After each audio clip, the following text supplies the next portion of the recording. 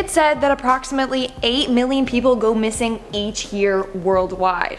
In the States, it's said that over 600,000 people go missing per year. Those are actually insane stats. Where do those people even go? According to the Red Cross, over 100,000 people around the world are still currently missing, and most of them are usually just dead. Sadly, many of these disappearances remain a complete mystery, and families are left heartbroken. But it's not all bad. There are some missing people who end up being found, and we're focusing on the positives today. There's already too much negativity going around right now. We don't need to add to it. Hey everyone, what's up and welcome back to Most Amazing Top 10. I'm your host, Lindsay Ivan. And I'm your host, Eamon Hassan. I hope you are having an awesome day, and today, Lindsay and Ames are bringing you the top 10 missing people who were found alive. Starting off this countdown, we have Gabriel Maggie. In 1987, 44-year-old father of two, Gabriel Maggie, left his home to run some errands in the city. A couple hours later, he called his wife telling her that he was on his way back home for lunch. But Gabriel never returned home. How do you piss as his wife? Like, I made lunch, Gabriel. Where are you? The sandwich is getting cold. Yeah. Gabriel. We shouldn't be laughing. Yeah. Oh, I mean, actually no. It's fine. To add to this mystery, his car was found smashed in, abandoned at the side of the road, and Gabriel was still nowhere to be found. This case went cold for 23 years. There were no signs of Gabriel anywhere. That was until police got word of a man receiving Medicare whose records seemed to match Gabriel's. Turns out that Gabriel got into a car accident on his way home that caused dissociative fugue. He couldn't remember a single thing. Not knowing who he was or where he lived, he wandered around the streets for 23 years. That just baffles me so hard. He literally started his life over after this car accident. Can you imagine completely just forgetting about your family and kids? Like, imagine how his family must have felt to lose him and then get him back. As soon as police found him, they started showing him photos of his family, and he slowly began to remember who he was. Coming in at number 9 is Petra Posika. It was July of 1984, and 24-year-old German university student Petra was expected home one weekend just for some family time, family time, as we do after uni, just eat that home-cooked food. But the girl never showed up, which prompted the police to start investigating her disappearance. Detectives turned to a popular crime show at the time for help, and convicted murderer and rapist Gunther K. was suspected for her death. He had admitted to killing someone in the area before, and when provoked by the police, he confessed to murdering Petra as well. You'd think the story just ended there and that Bob was your uncle after that, but Bob is barely even a distant relative right now. Turns out Petra was alive and well and had intensively planned her disappearance for bare time. She had been going by different aliases and was renting an apartment with money she'd been saving for quite a while. The only reason she was even discovered is because there was a burglary in her home, which she reported to the police. When they got there, she told them her name was Mrs. Schneider, but they asked for her ID, after which she had to confess. Petra never came clean about why she decided to disappear to begin with, and continued to maintain that she didn't want any contact with her relatives. That must hurt. As her relatives, I'd be like, hello, I just want to love you. Coming in at number 8, we have Elizabeth Smart. In 2002, Elizabeth Smart was taken from her home by a handyman that used to work for the family. The man was Brian David Mitchell, but went by Emmanuel to the Smart family. On June 5th, 2002, Brian broke into the family's home and kidnapped Elizabeth at knife point. Her sister, Mary Catherine, who was in bed next to her, pretended to be asleep to avoid being harmed. Brian and his wife then held Elizabeth captive for 9 months at a camp in the woods. It wasn't until October of 2002 when Mary Catherine recognized that the police sketches of the kidnapper looked an awful lot like their handyman, Emmanuel. As a result, he was captured by the police and Elizabeth was rescued from her kidnappers. Now Elizabeth is 32 years old and is a child safety activist, but her case still remains one of the most high-profile abduction cases in modern times. Filling at number 7 slot is Edgar Le Tulip. Now for some background, Edgar was mentally handicapped in a way which had him functioning as a 12-year-old kid. He had tried committing suicide multiple times, and in 1986 he had just been released from a hospital following his latest attempt, and he was put in a group home. One day he boarded a bus heading towards the south side of Lake Ontario and disappeared just like that, or so people thought. Since he had tried taking his life before, the first assumption his family had was that the 21-year-old had just killed himself. But turns out out that Edgar had suffered from a head injury that caused him to lose all of his memories. Similar to Gabriel's case, not knowing who he was, Edgar decided to make a new life for himself with a new name. 30 years later, Edgar started having weird flashbacks of his old life. He even remembered his real name. He shared this information with a social worker who then discovered that he was a missing person. DNA tests confirmed his identity, which means he essentially solved his own cold missing persons case, which is really cool. Okay, I have a question with this. Yeah. Okay, so he's lost his memories. Yeah. But like, how do you realize at 21 years old, I don't know where he is, but he's like, oh, I don't know anything, let me just create a new life. Like, how do you know what I mean? Yeah, I like, get how what am I you're saying. like, how are you like, oh, I don't know anything, my name is Edgar now, like, or my name is Tim, like, I just don't get it. Well, obviously, I think he like knows his basic things, but not. Like, clearly not. I don't know. Like, you know what I mean? How do you have a head injury and then wake up and be like, okay, I don't remember anything, time for a new life? I wouldn't even remember that I don't remember anything. Just wander the streets. Until someone told him, like, dude, are you okay? Yeah, basically, it's sad. Now at number 6 is Newin T. Van. Back in 1992, Newin's mum locked her out of the house for coming home after her curfew.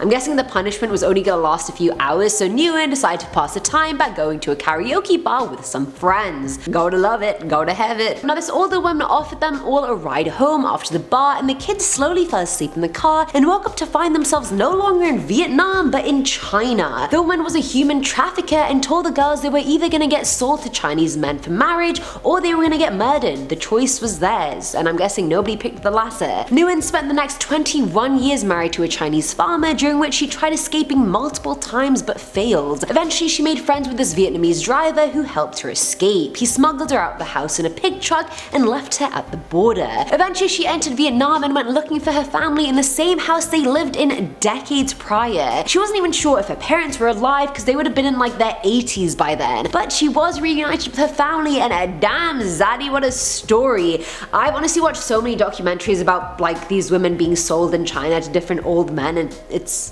baffling and it's disgusting. We're now at our 5th and halfway mark with the unidentified missing woman. Okay, this next case is actually quite hilarious. Now I know what you're probably thinking. Lindsay, missing people are not a laughing matter. I know.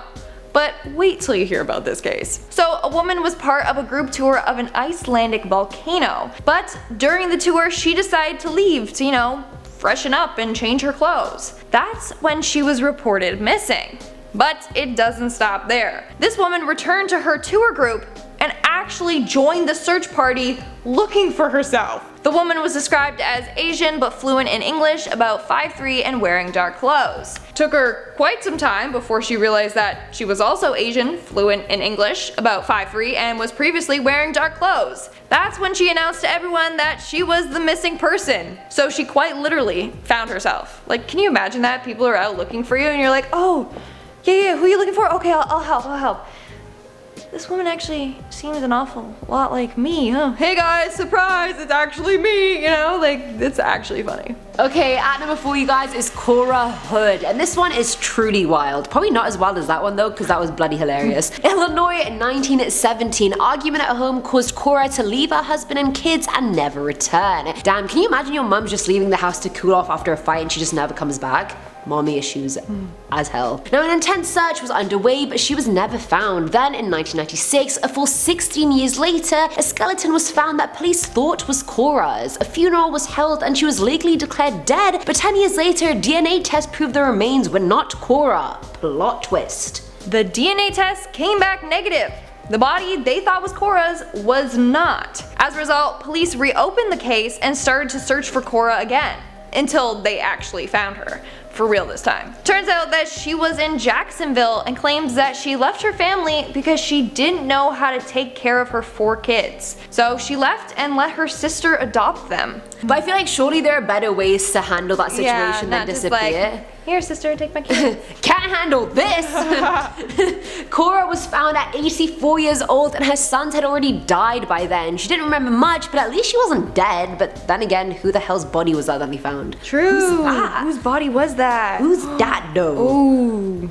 Dun, dun, dun. Filling at number 3 slot is Hiro Onada. In the middle of World War II, 22-year-old Lieutenant Hiro Onada was deployed to Lubang Island in the Philippines on what was essentially a suicide mission. While there, most of his followers were captured or killed, but he and a few others managed to escape into the foothills. The group launched many guerrilla attacks on the locals, and they remained there even after Japan surrendered post the atomic bombings. Everyone had assumed Hiro was captured, missing, or dead, but even so they airdropped leaflets into the area announcing that the war was over and to stop their attacks. The group thought this was all a trap by the US and continued fighting. By 1972, Onada was the only one left in there, but everyone presumed he was dead. An adventurer called Norio Suzuki went to search for him or his body and actually did find him in 1974. The lieutenant refused to surrender unless ordered to, like the man was still living in World War II 30 years after it ended. Can you imagine? Suzuki actually found Onada's elderly commanding officer and flew him to Lubang just to finally relieve the soldier. I'd be like, dude, do you not want to shower? Like, do you not want to go home and relax? Like, you've been through so much. In our second spot, we have the Cleveland abductions. Between 2002 and 2004, a man named Ariel Castro kidnapped 3 different women. These women were Michelle Knight, Amanda Berry, and Georgina De Jesus. They were held captive in Castro's home in Cleveland, Ohio until 2013. On May 6, 2013, Castro forgot to lock up Amanda Berry's door.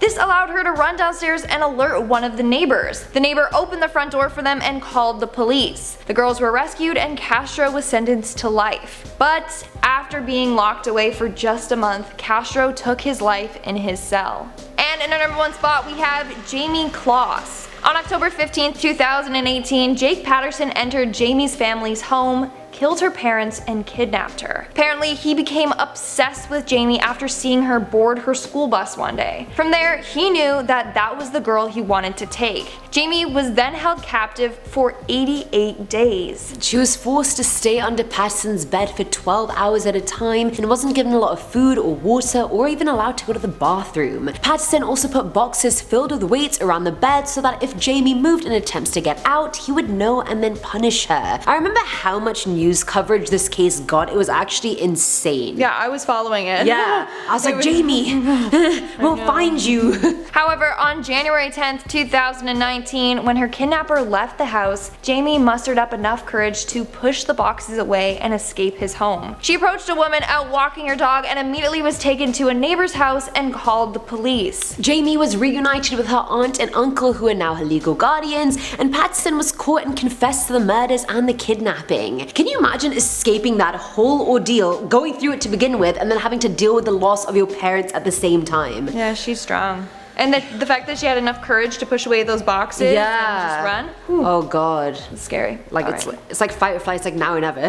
This guy could kill me. And that's all for today's video. Let's move on to our comment shout out portion. We will be shouting out comments from our collab video Top 10 Abandoned Disney Projects. Hi, I'm a penguin commented, Eamon, you're my favorite host. Oh, hi Lindsay, hope you read this. Probably won't though. That's cute. Hi Lindsay. It's like Eamon, you're my favorite. By the way, Lindsay, I mean like you're okay. No. If you read this, then who cares? Because you know, Eamon's my favorite. Aw, but thank you. No, it's so cute. This fan of Lindsay's just followed me on Instagram. It's Lindsay. What is it? Lindsay's princess. Lindsay Ivan's princess. So cute. I was like, that's bloody the little cute. fan pages. Yeah. I love those. Eamon, do you have a fan page? Yeah, it's just called Eamon Fan. Oh, never mind. I was gonna be It's like, not as well, good as I you. have 2. I'm kidding. But you guys, I really love the fan art and the fan pages, so yeah. WitchElm373 commented, now I'm wondering what Lindsay did to make Eamon smile. Because remember in the last video, you're like, oh sorry, I shouldn't be smiling right now. Because we're always talking about such dark things and I'm like, wait, someone died, you know what I mean? But wouldn't you like to know what I did to make her smile? Wink, wink.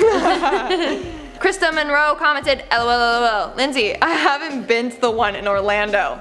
Also, Lindsay, I've only been to the one in Florida. Not my brightest moment. Okay? You're like, I haven't been to the one in Orlando. I'm like, yeah, same, but I've only been to the one in Florida, it's Orlando. Because I was half listening to what Eamon was saying because I was focused on the fact that she was in Paris. I was like, do you just not listen to me, Lindsay? Shocked. Yeah, I said that. Not my best moment, so. We can sweep it under the rug, you know what I mean? Nate Bristol said, hi, can you shout me out? My name is Nate. Hi, Nate! Hi, Nate. Really, is your name Nate? Nate Bristol? Nate Good for Bristol. you. And that's all the comments for shout out for today's video. Make sure to comment something down below for a chance to be featured in our next comment shout out. And as always, don't forget to give this video a big thumbs up and subscribe to Most Amazing Top 10 for more amazing videos. I've been your host, Lindsay Ivan. I've been your other host, Eamon Hassan. And I'll see you when I see ya. Bye. Hey guys, what's up? Hello, my name is Eamon. Come on back. Oh. I'm back.